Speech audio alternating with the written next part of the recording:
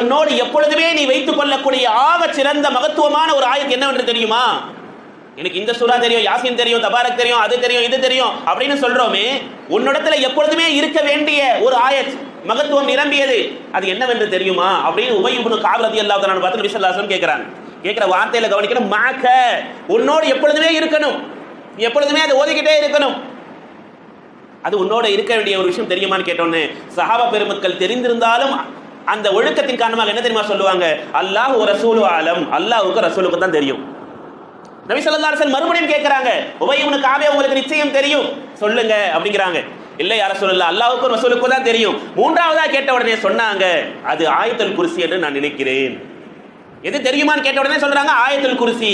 அப்போது நபிகள் நாயகம் ஸல்லல்லாஹு அலைஹி வஸல்லம் அவங்களுடைய நெஞ்சு பகுதியிலே அடித்து இப்படி கையை வச்சு நபி ஸல்லல்லாஹு அலைஹி வஸல்லம் சொன்னாங்க, லா யஹீனைகல் இல், அல்லாஹ் சுப்ஹானஹு வ தஆலா உங்களுக்கு இல்மை கண்ணியப்படுத்துவான்.